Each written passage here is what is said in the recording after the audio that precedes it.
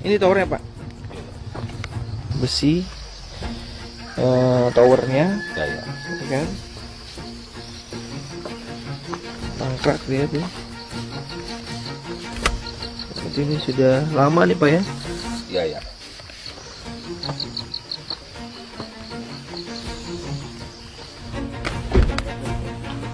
Ini mangkrak ya. Ini mangkrak. Ya. Selamat malam Pak Saudaraku semua, dari Sabang sampai Merauke. Jumpa lagi dengan kami dari Naga Pago TV. Nah, malam hari ini kita mungkin membahas kasus yang lagi viral, yaitu di mana Johnny Plate ditangkap. Nah, tentunya ini sebagai putra daerah NTT turut prihatin dengan kejadian yang menimpa Om Johnny Plate.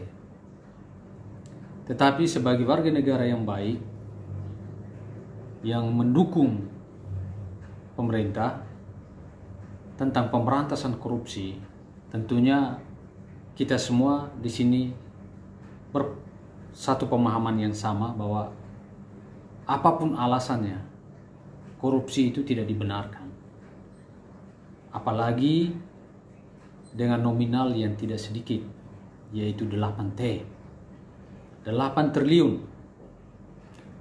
Yaitu anggaran yang semulanya 10, berarti yang dimanfaatkan cuma 2T. Dan 8T masuk ke kantong pribadi. Dan tentu ini masih berkembang, apakah cuma Om Johnny Plate atau ada orang lain, ada pihak lain. Itu semua masih ini. Hanya menjadi tertarik di sini, saya membahas bagaimana sepertinya Nasdem kebakaran jenggot dengan penangkapannya Om Johnny Plate. Di mana Ketua Nasdem Pak Surya Paloh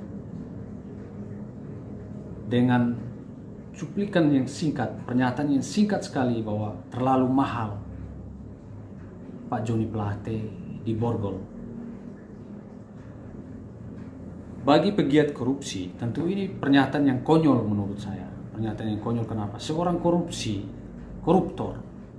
koruptor itu bukan saja tangannya diborgol, tapi kalau memang terbukti bahwa dia benar-benar melakukan korupsi, saya kira lebih dari itu pun bisa. Nah, untuk itu, saudaraku semua, supaya jangan sampai terjadi semacam framing yang dibuat oleh sekelompok orang yang mengatakan bahwa ini adalah ada intervensi yang tentunya ini arahnya kepada pemerintah. Tapi sejujurnya bahwa ini tidak ada intervensi. Kasus ini sudah dari 2022. Nah, itu berkembang. Asal muasalnya itu penangkapan dari adiknya dari Om Johnny Plate, Gregorius Plate. Nah, maka ini menjadi catatan penting buat kita semua bahwa menjadi pejabat sebaiknya hindari yang namanya keluarga. Karena kalau sudah masuk di dalam suatu sistem, ada keluarga, tentunya itu menjadi hambatan. Untuk itu, saudaraku semua, coba kita saksikan cuplikan video yang saya kumpul untuk saya berikan kepada saudaraku semua. 1 tahun yang lalu. Ya, yang kedua, penyidikan kita lakukan awal tahun Januari. Jadi tidak ada kaitannya dengan penetapan presiden, ya, tidak ada kaitan dengan politik, nggak ada sama sekali. Ya, murni adalah penegakan hukum. Nah, yang ketiga adalah kasus ini kerugiannya sangat signifikan dari jumlah proyek yang diberikan. Dari jumlah proyek 10 triliun, kerugiannya 8 triliun. Suka tidak suka, mau tidak mau kita harus melakukan satu upaya-upaya penegakan hukum yang memang harus disampaikan kepada masyarakat. Dan yang keempat, Mbak, proyek ini adalah proyek strategis nasional yang dimiliki oleh... Ya, setelah penangkapan Om Johnny Plate, kemudian para petinggi Partai Nasdem dan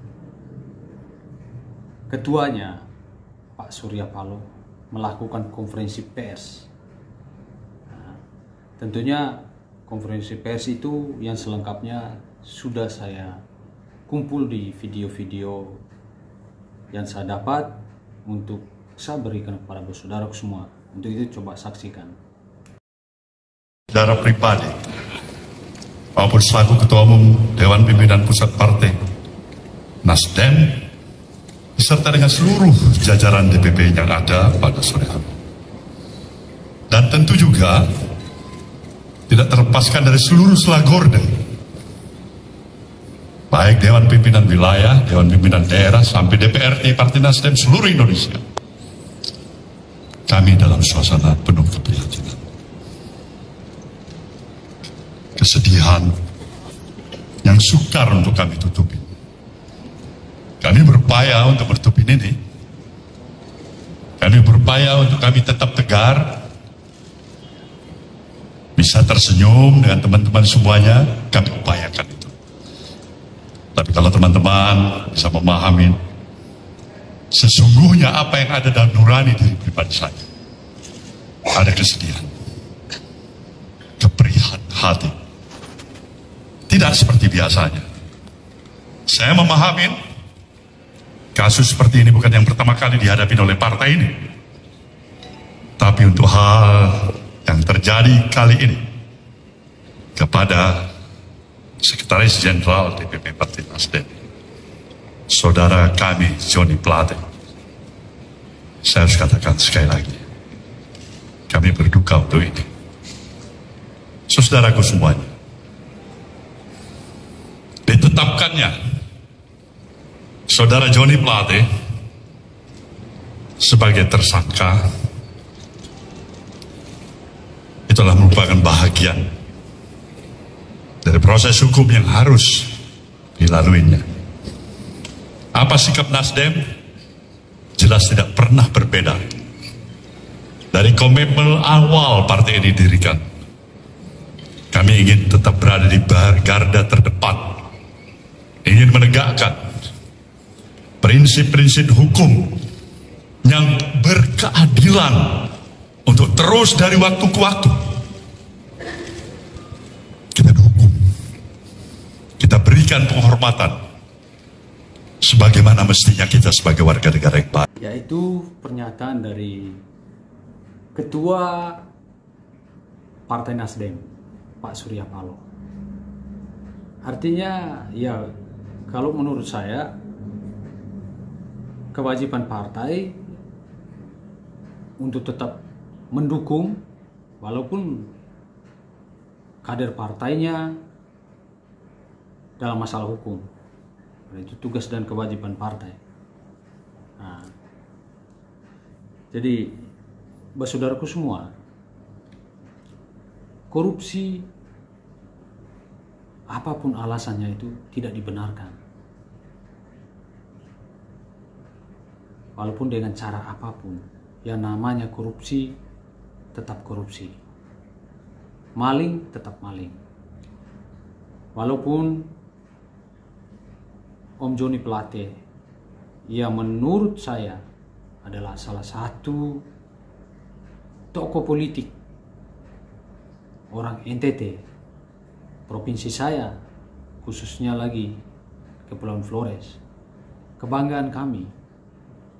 Tetapi di sini saya mau tegaskan bahwa apapun alasannya, secara emosional kita adalah satu suku, satu rumpun, satu provinsi, satu daerah. Tetapi jikalau memang tuduhan itu salah, silakan Om Joni Plate, kami memberi kekuatan untuk menghadapi ini secara gentleman dan buka secara terang supaya Om Joni tetap dicintai oleh masyarakat NTT bahkan Indonesia. Katakan kalau memang uang itu 8T itu adalah Om Joni sendiri yang pakai?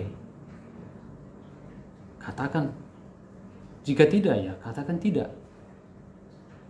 Dan dana itu alirnya kemana? Supaya jangan sampai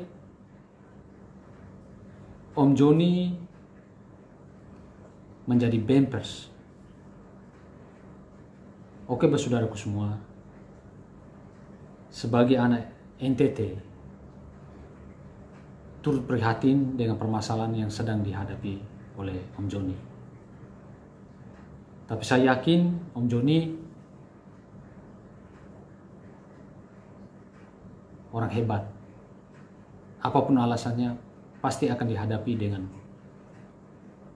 berjiwa besar untuk menyatakan yang sebenar-benarnya. Untuk itu, saudaraku semua, tetap dukung channel saya supaya channel saya bisa berkembang dan memberi informasi-informasi buat saudaraku semua. Salam dari anak timur buat saudaraku semua dari Sabang sampai Merauke.